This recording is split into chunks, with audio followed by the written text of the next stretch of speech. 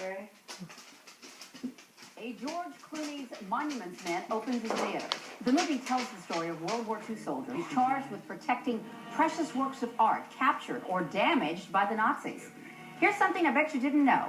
Birmingham Museum of Art has a connection to this film. The museum's first director, Richard Foster Howard, was one of the Monuments Men. Focus at 4's Larry Miller joins me right now. In addition to Howard being a part of this troupe, we want to say that now our museum houses a piece of that art. Yeah, pretty remarkable stuff. The museum acquired the French painting by Gustave Corbet about 15 years ago. Now, the museum's director told me that the painting helps make the connection between the Magic City and an important history in time.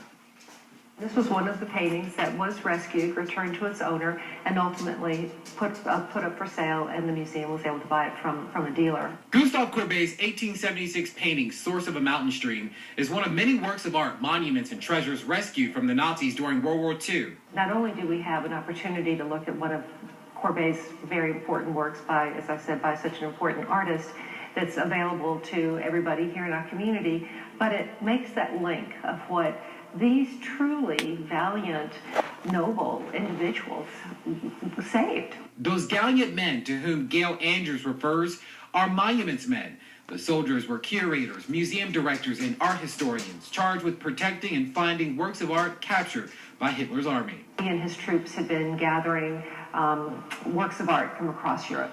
And they were found in salt mines and warehouses and bunkers and, the estates of German officers. The museum's first art director, Richard Foster Howard, numbered among those tapped to find these treasures. He served as a captain in the field artillery from 1942 to 1946. Howard helped rescue, protect, and restore countless works of art during his time in Europe. In 1946, he became deputy chief of the Monuments, Fine Arts, and Archives section. And that was the area that was in charge of returning the 5 million works of art that had been confiscated by Hitler's army. With that work complete, Howard became the first director of the Birmingham Museum of Art in 1951, where he completed his career. On Friday, moviegoers will get a chance to see just how heroic Howard and other Monuments Men were. The movie, written, directed, and starring George Clooney, will share their story of adversity, the dangers of war, and how they were able to secure and preserve precious pieces of art. In the movie, you do see some of the people who were lost as they were running to protect a monument. Andrew said with the movie and the connection to the Birmingham Museum of Art, she hopes audiences will take advantage of the history in their own backyard. And of course, if you'd like to do that, that painting is on display right now at the Birmingham Museum of Art. So definitely check it out.